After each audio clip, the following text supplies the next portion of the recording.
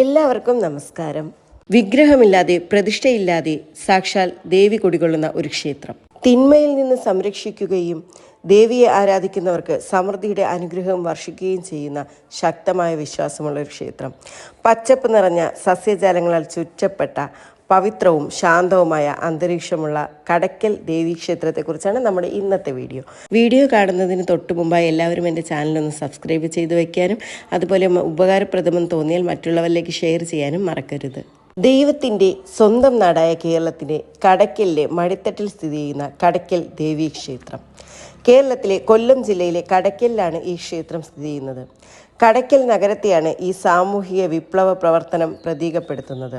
ദേവി തിന്മയിൽ നിന്ന് സംരക്ഷിക്കുകയും ദേവിയെ ആരാധിക്കുന്നവർക്ക് സമൃദ്ധിയുടെ അനുഗ്രഹം വർഷിക്കുകയും ചെയ്യുമെന്ന് ശക്തമായ വിശ്വാസമുള്ളൊരു ക്ഷേത്രമാണിത്. പച്ചപ്പ് നിറഞ്ഞ സസ്യജാലങ്ങളാൽ ചുറ്റപ്പെട്ട് കിടക്കുന്നതിനാൽ തന്നെ അതിപവിത്രവും ശാന്തവുമായ ഒരു അന്തരീക്ഷം ഈ ക്ഷേത്രത്തിൽ എപ്പോഴും നിലനിൽക്കുന്നു. കടയ്ക്കലമ്മ എന്ന പേരിലാണ് കടയ്ക്കൽ ഭഗവതി ക്ഷേത്രം അറിയപ്പെടുന്നത്. ജഗദീശ്വരിയും ആദിപരാശക്തിയുമായ ശ്രീ ഭദ്രകാളി കടയ്ക്കലമ്മ എന്നറിയപ്പെടുന്നു. ഉഗ്രഭാവത്തിലാണ് ഈ ദേവി ഇവിടെ കുടികൊള്ളുന്നതെന്നാണ് സങ്കല്പം. ഭഗവതിയുടെ തൃപ്പാദം എന്ന അർത്ഥത്തിലാണ് ഈ പ്രദേശത്തിന് കടയ്ക്കൽ എന്ന് പേര് കിട്ടിയത്. പരാശക്തിയുടെ തിരുനാളായ തിരുവാതിര ഉത്സവം ഈ ക്ഷേത്രവുമായി ബന്ധപ്പെട്ടാണ് എല്ലാ വർഷവും കുംഭമാസത്തിൽ ആഘോഷിക്കുന്നത്. ഇത് കടയ്ക്കൽ തിരുവാതിര എന്നറിയപ്പെടുന്നു. പ്രതിഷ്ഠയില്ല എന്നുള്ളതാണ് ഈ ക്ഷേത്രത്തിൻ്റെ ഏറ്റവും വലിയ ഒരു പ്രത്യേകത. 12 വർഷത്തിലൊരിക്കലാണ് ഈ ക്ഷേത്രത്തിൽ മുടിയെഴുന്നള്ളത്ത് എന്ന ചടങ്ങ് നടക്കുക. കേരള ചരിത്രത്തിൽ തന്നെ പ്രാധാന്യമുള്ളൊരു ചടങ്ങ് കൂടിയാണ് ഇത്. വിഗ്രഹ പ്രതിഷ്ഠയില്ലെങ്കിലും ജഗദീശ്വരിയും ആദിപരാശക്തിയുമായ ശ്രീ ഭദ്രകാളിയാണ് കടയ്ക്കലമ്മ. ഉഗ്രഭാവത്തിലുള്ള സങ്കല്പമാണിവിടെ. സ്വയംഭൂവായ കടയ്ക്കൽ ഭഗവതിയെ കിരീടമായ തിരുമുടിയിലൂടെ മാത്രമേ ആരാധിക്കാറുള്ളൂ എന്നാണ് വിശ്വാസം. അതിനാൽ മുടിപ്പുര സമ്പ്രദായത്തിലുള്ള ക്ഷേത്രമായാണ് ഇതറിയപ്പെടുന്നത്. ഈ ക്ഷേത്രത്തിലെ മറ്റൊരു പ്രത്യേകതയാണ് പുരാതന കാലം മുതൽ പേരുകേട്ട കടയ്ക്കൽ ക്ഷേത്രക്കുളം. പഞ്ചമഹാക്ഷേത്രങ്ങളുടെ ഇടയിൽ ആൽത്തറമൂട് കവലയ്ക്ക് സമീപം സ്ഥിതി ചെയ്യുന്നു. 3 ഏക്കറിൽ കൂടുതൽ സ്ഥലത്ത് വ്യാപിച്ചു കിടക്കുന്ന കുളത്തിൽ മുൻകാലത്ത് സ്ത്രീകൾക്ക് കുളിക്കാനായി കുളപ്പുരകൾ ഉണ്ടായിരുന്നത്രേ. ഉത്സവകാലങ്ങളിലും മറ്റു വിശേഷാൽ പൂജാ ദിവസങ്ങളിലും ഏറം, താഴം എന്നീ തറവാട്ടുകളിൽ നിന്ന് വരുന്ന സ്ത്രീകൾ ഈ കുളത്തിൽ നീരാടിയ ശേഷം പനവൂർ കൊട്ടാരത്തിൽ സൂക്ഷിച്ചിരുന്ന ആഭരണപ്പെട്ടിയിലുള്ള ആഭരണങ്ങളും ധരിച്ചുകൊണ്ടാണ് ക്ഷേത്ര ദർശനം നടത്തിയിരുന്നത്. ഹൈന്ദവാചാരമനുസരിച്ച് ക്ഷേത്രക്കുളത്തിന് വളരെയധികം പ്രാധാന്യമുണ്ട്. കുംഭമാസത്തിലെ തിരുവാതിര കടയ്ക്കൽ ദേവിയുടെ തിരുനാളായി ആഘോഷിക്കുകയും 10 ദിവസം നീണ്ടു നിൽക്കുന്ന തിരുവാതിര ഉത്സവം വ്രതാനുഷ്ഠികളായ ബാലന്മാരുടെ കുത്തിയോട്ടത്തോടെ ആരംഭിക്കുകയും ചെയ്യുന്നു. ദാരികവധത്തിന് പുറപ്പെട്ട ഭദ്രകാളിയുടെ ഭടന്മാരാണ് കുത്തിയോട്ട ബാലന്മാർ എന്നാണ് വിശ്വാസം. മകയിരം നാളിലെ പൊങ്കാലയ്ക്ക് നാടിൻ്റെ വിവിധ ഭാഗങ്ങളിൽ നിന്ന് വരുന്ന സ്ത്രീകൾക്ക് പൊങ്കാലയിട്ട് കടയ്ക്കലമ്മയുടെ അനുഗ്രഹം നേടുന്നു.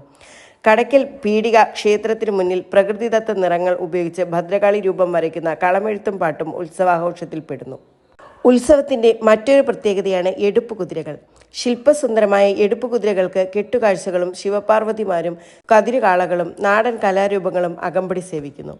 40 മുതൽ 80 അടി വരെ ഉയരവും 10 അടി വീതിയുമുള്ള കൂറ്റൻ കുതിരകളെ തോളിലേറ്റി അമ്പലപ്രദക്ഷിണവും എഴുന്നള്ളത്തും നടത്തുന്നത് വ്രതാനുഷ്ഠികളായ 100 കണക്കിന് ഭക്തന്മാരാണ്. കടയ്ക്കൽ ക്ഷേത്രത്തിൽ നിന്നും എഴുന്നള്ളത്ത് പുറപ്പെട്ട് പീടിക ദേവീക്ഷേത്രത്തിലെത്തി അവിടെ നിന്നും 3ാമത്തെ കുതിരയെ കെട്ടുന്ന കിളിമരം കാവിലെത്തി നാളികേരം ഉടച്ചതിനു ശേഷമാണ് കുതിരയെടുപ്പ് ആരംഭിക്കുക. പല ഭാഗങ്ങളിൽ നിന്നും വരുന്ന കെട്ടുകാഴ്ചകൾ രാത്രിയോടെ അമ്പലമുറ്റത്തെത്തുന്നു. അവസാന ദിവസം പണ്ട് നടന്നിരുന്ന കോഴിബലിയുടെ പ്രതീകമായി കുമ്പളങ്ങ വെട്ടി അർപ്പിക്കുന്ന ഗുരുതിയോടെയാണ് ഉത്സവം സമാപിക്കുക.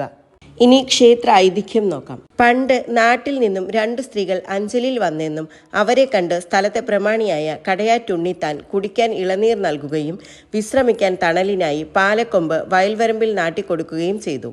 രാത്രി ഉറങ്ങാൻ ഒഴിഞ്ഞു കിടന്നൊരു വീടും ഏർപ്പാടാക്കി. പിറ്റേന്ന് ഉണ്ണിത്താൻ വന്ന് നോക്കിയപ്പോൾ ഒരു സ്ത്രീയെ മാത്രമേ കണ്ടുള്ളൂ. ഉണ്ണിത്താന് അവിടെ ഒരു ദിവ്യാനുഭൂതി അനുഭവപ്പെടുകയും ആ സ്ത്രീയും അവിടെ നിന്ന് ഉടൻ അപ്രത്യക്ഷമാവുകയും ചെയ്തു. ഉണ്ണിത്താൻ്റെ മുന്നിൽ നിന്നും അപ്രതീക്ഷയായ സ്ത്രീ പാണ്ടിയിൽ നിന്നും ചരക്കുമായി വന്ന ആളുടെ കൂടെ കടയ്ക്കൽ എത്തുകയും അവിടെ സ്വയംഭൂവാവുകയും ചെയ്തു എന്നാണ് ഐതിഹ്യം. എന്നാൽ കടയാറ്റ് അപ്രതീക്ഷയായ സ്ത്രീ കടയാറ്റ് ഭഗവതി എന്ന പേരിലും കടയ്ക്കൽ ഭഗവതിയുടെ സഹോദരിയായും അറിയപ്പെടുന്നു. വിഗ്രഹമില്ലാത്ത ആൽത്തറമൂട്ടിൽ വാഴുന്ന ശ്രീ കടയ്ക്കൽ ദേവീക്ഷേത്രത്തെക്കുറിച്ചാണ് നമ്മൾ ഇന്ന് പറഞ്ഞത്. അപ്പോൾ എല്ലാവർക്കും നല്ലൊരു ദിവസമാകട്ടെ എന്ന് പ്രാർത്ഥിക്കുന്നു. നന്ദി, നമസ്കാരം.